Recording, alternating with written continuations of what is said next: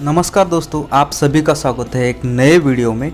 आज हम जा रहे हैं परम पूज्य गुरुदेव दत्तात्रेय महाराज जी का जो गिरनार का पर्वत है वहाँ उनकी पादुका के दर्शन के लिए बाय इस ट्रेन से। और इस ट्रेन का नाम है सौराष्ट्र एक्सप्रेस, जो डायरेक्ट जूनागढ़ जाती है, जो मुंबई सेंट्रल से 8:20 से निकलती है। अगर आप ये ट्रेन नहीं मिलती तो आप किसी भी ट्रेन से राजकोट उतरिए। जब आप राजकोट उतरते हैं तो वहाँ से आप बाय बस जूनागढ़ जा सकते हैं। किराया है 100 से 150 रुपये तक। और ये बसेस आपको जूनागढ़ में आप एंट्रेंस तक ही छोड़ देते हैं। फिर वहाँ से आपको कोई अलग ऑटो, शेयरिंग ऑटो पकड़ के जाना है, जो आपको 20 रुपये में अंदर तलेटी तक लेके जाएगा। अगर आप बैचलर जा रहे हो तो मैं रिकमेंड करूँगा सनातन के जो आश्रम है वहाँ रुकिए, क्योंकि वहाँ किराया कम है। खाली दिन का 200 या 250 रुपया किराया है। अगर आप फैमिली के साथ जा रहे हैं तो अच्छा होटल देख लीजिए। पिछले टाइम हम सनातन में रुके थे, इस टाइम होटल मंगलम में रुक रहे हैं। एक रूम में हम 3 से 4 जन रह सकते हैं, जिसका चार्ज है नॉन AC 800 और AC 1200। दोस्तों, जूनागढ़ से जब हम तलेटी गुजरते हैं तब रास्ते में आता है यह है दामोदर कुंड। इसका पौराणिक आध्यात्मिक महत्व बहुत सारा है। इसकी लंबाई है 200 फीट, रुंदी है इसकी 25 फीट और गहराई है 5 फीट।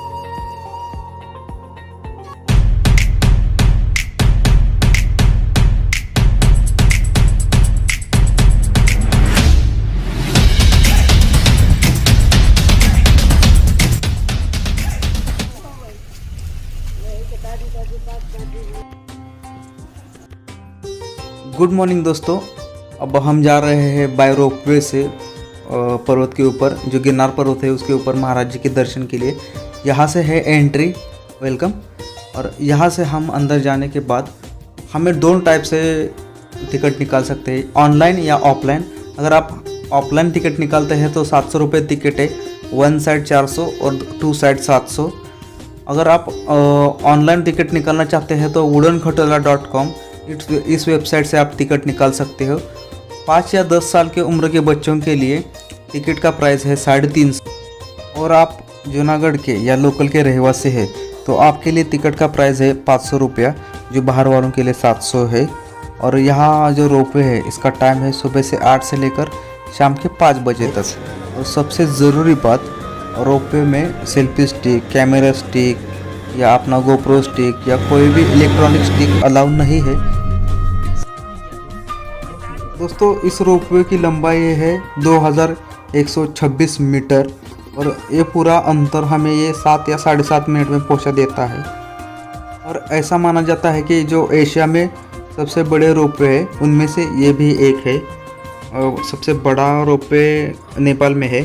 और इस रोपवे में ऐसे 9 पोल है, जो हमें आगे एक वाइट कलर का दिख रहा है। ऐसे पूरे 9 पोल है। और सबसे बड़ा पोल है जो ऊपर अंबाजी माता जी का टूक है, यानी लास्ट में है। इस रोपवे का निर्माण उषा ब्रेको नामक कंपनी ने किया है, जो भारत की प्रतिष्ठित कंपनी में से एक है, जिनका रोपवे बनाने का बहुत सारा अनुभव है। और इनके बहुत सारे प्रोजेक्ट है भारत में और भारत के बाहर भी। तो आप बिना किसी दिक्कत के या बिना किसी संकोच के इस रोपवे से जा सकते हैं। मैंने खुद ट्रैवल किया है, इसी वजह से मैं आपको कह सकता हूँ कि आप बिना दिक्कत जाइए। और आपकी सिक्योरिटी का उन्होंने पूरा ख्याल रखा है, तो कोई डरने की बात नहीं, या आप के मन में कोई संकोच हो, शंका हो, तो आप बिना दिक्कत जा सकते हैं, इतना तो कह सकते हैं। और खाली एक ही चीज़ का ध्यान रखिए कि अगर आप इसमें ट्रैवल करते हैं तो ट्रैवल करते समय मोबाइल से जब आप तस्वीरें खींचते या कोई सेल्फी निकालते हो तो अपनी वजह से किसी और को ना तकलीफ हो, उतना ही ध्यान रखिए। और इसी वजह से 1-2 इशू हुए थे, तो उन्होंने selfie stick, camera stick, tripod ऐसी चीज़ें उसी वजह से बैन किए हैं। वो अलाउ नहीं करते जब हम ट्रैवल करते हैं तो रोपवे में। दोस्तों, इस रोपवे में बैठने का एक सबसे अच्छा फीलिंग क्या पता है? जो आप नीचे जो गिर का अभयारण्य देख रहे हैं या गिर का पूरा फॉरेस्ट देख रहे हैं, ये जो नेचर है और इसकी ये जो सौंदर्यता है जो हम अभी देख रहे हैं, ये लाजवाब है।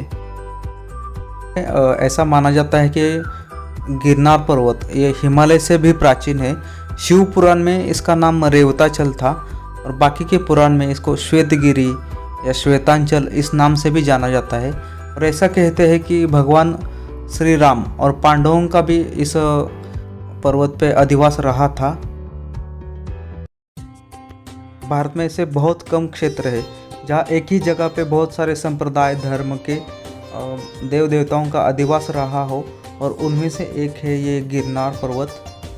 यहाँ की और एक खासियत भगवान श्री कृष्ण जी के बड़े भ्राता भगवान देवाधिदेव नेमिनाथ जी महाराज जी को यहाँ पे मोक्ष की प्राप्ति हुई थी, और उसके प्रत्यर्थ यहाँ उनका बहुत अच्छा विशाल और सुबह ऐसा मंदिर है जिसे बड़े मनोभाव से जैन धर्मीय लोग पूजते हैं, और ये वास्तुकला का बहुत अच्छा और सुंदर नमूना है। तो चलिए दोस्तों, अब हमारा टाइम समाप्त होने वाला है। वीडियो को नहीं जी, ये रोपवे का, क्योंकि अभी तक हमारे दर्शन बाकी है। तो चलिए यात्रीगण और मेरे व्यूवर्स, अपनी अपनी पेटी अब बांध लीजिए, क्योंकि अब हम लैंड करने वाले हैं। लैंड नहीं, एक्चुअली हम उतरने वाले हैं, और एक टेरिबल और एंजॉयबल एक्सपीरियंस के साथ अभी हम उतरे हैं। अब हम जाएंगे अंबाजी माता जी के दर्शन करने। तो ये जो रेड घूम रहा है ना, इससे ये कंट्रोल होता है रोपवे। और ये जो नीला पतरा देख रहे हैं ना, तो इसके पीछे बहुत सारी बड़ी बड़ी मशीनें लगी है। अल्टरनेट मशीन भी रहते हैं, अगर एक मशीन ख़राब हो जाए तो दूसरा मशीन अपने आप चालू हो जाता है। हम जा रहे हैं जो भारत में 52 कुछ 51 कहते हैं, कुछ 52 कहते हैं शक्तिपीठ है, तो उनमें से एक है अंबाजी माता जी का शक्तिपीठ। तो हम जा रहे हैं उनके दर्शन करने।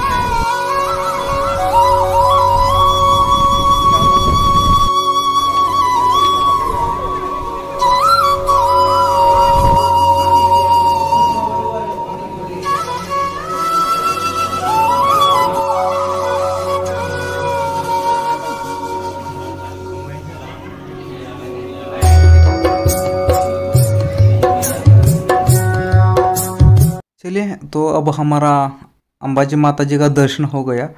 अब यहाँ से आगे जाने से पहले एक ख्याल रखिए कि यहाँ आप कुछ खा लीजिए, और अगर कुछ कैरी करना चाहिए तो थोड़ा बहुत कैरी कर लीजिए। एवरीवन, तो ये आप हैं गुजरात से? या बड़ौदा होता है, बड़ौदा। हाँ, बड़ौदा से आके पंचमहल से आके महिसागर। आपके कितने साल आ रहे हैं यहाँ? ये फर्स्ट टाइम है हमारी एक्सपीरियंस, फर्स्ट टाइम ड्रीम था हमारी। तो दोस्तों, अब हम जा रहे हैं, इस टूक का नाम है गोरक्षनाथ टूक, जो इस पर्वत श्रृंखला में से सबसे ऊंचा टूक है। और ऐसा कहा जाता है कि गोरक्षनाथ महाराज जी ने बड़े मनोभाव से गुरुदेव जी की तपश्चर्या की इस टूक पे, तो गुरुदेव जी ने प्रसन्न होकर उन्हें यही आश्रय दे दिया। और गोरक्षनाथ महाराज जी ने इसी जगह नवनाथ थे, उनको गुरु मंत्र दिया, और जो 84 सिद्ध थे उनको भी सिद्धता यही प्राप्त हुए है। दोस्तों, गिरनार का जो पायता है जिसे तलेटी कहते हैं, हनुमान जी के मंदिर से यहाँ से जहाँ गुरु शिखर है वहाँ के अंत तक टोटल 9,999 स्टेप्स है, यानी पायरी जिसे सीढ़ियाँ कहते हैं, रोपवे से आते हैं। तब कम से कम 5,500 स्टेप्स हम कंप्लीट कर लेते हैं, और यहाँ से हमें खाली 4,500 स्टेप्स आगे जाना है, जिसके लिए कम से कम 2 से या 2.5 घंटे लगते हैं। और रास्ता पूरा अच्छा है, पूरे जो सीढ़ियाँ है वो अच्छी तरह से बनी है, तो कोई ज़्यादा दिक्कत नहीं होती। और अभी हम पहुँचे हैं, ये है गोरक्षनाथ महाराज जी का टूक, और यहाँ कुछ रिनोवेशन का काम चल रहा है। यहाँ इस साइड पे सोमनाथ महाराज बैठते हैं, और यहाँ होता है गोरक्षनाथ महाराज जी की धुनी, जिसका भी रिनोवेशन चल रहा है। और यहाँ जो राइट हैंड है उस साइड पे है एक पाप पुण्य की गुफा। अगर आपको उस गुफा में जाना है तो एक ख्याल रखिए कि चप्पल वगैरह मत पहनिए, कि वो पवित्र स्थान है, और उसकी पवित्रता अखंड रखिए। ये जो दिख रहा है वो है गुरु शिखर, जहाँ भगवान गुरुदेव जी का पादुका है। और ये नीचे जो दिख रहा है वो गिर का बड़ा फॉरेस्ट। अब हम इस दिशा से नीचे जाने वाले हैं, और जो पाप पुण्य की गुफा है वो उस साइड में है। और यहाँ है गोरक्षनाथ महाराज जी का टूक। अब हम यहाँ से जैसे जैसे नीचे जाते हैं तो बहुत अच्छी तरह से हवा आने लगती है, तो थोड़ा थोड़ा ठंडा महसूस होता है। अगर आप नीचे से चल के आए हैं तो इस जगह के बहुत प्रसन्नता लगती है।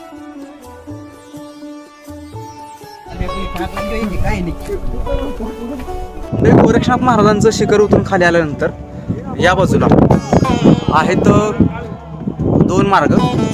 ज्या एका मार्गावर आहे ते म्हणजे अर्थातच गुरु शिखर आणि दुसऱ्या बाजूला 300 पायऱ्या खाली उतरून गेल्यानंतर आहे कमंडलू कुंड. आता त्याचा एक इतिहास आहे. असं म्हणतात की साधारणपणे 5000 वर्षापासून हे कमंडलू कुंड पेटवलं जातं आणि याच्या मागे एक अशी आख्यायिका सांगितली जाते की साधारणपणे गुरुदेव दत्त महाराज 12,000 वर्ष इथे तपश्चर्या करत होते आणि गिरनार या एरियामध्ये फार मोठा दुष्काळ पडलेला. तर अशा वेळी माता अनुसयेने हा दुष्काळ निवारण करण्यासाठी गुरुदेवांना हाक दिली.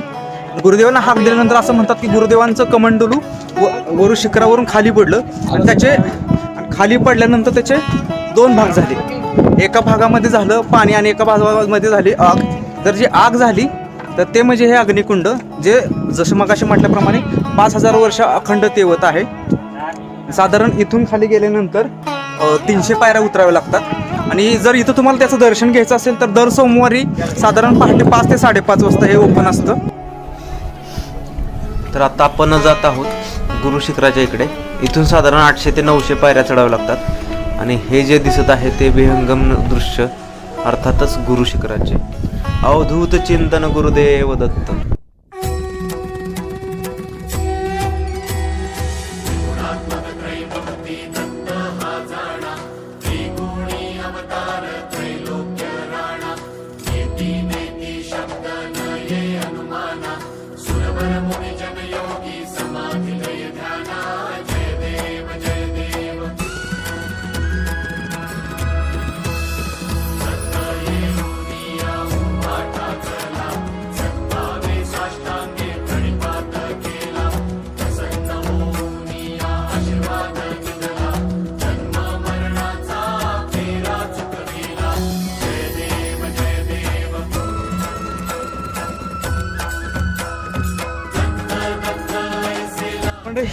फायनली आपण पोहोचलो आहोत गुरु शिखराच्या इथे.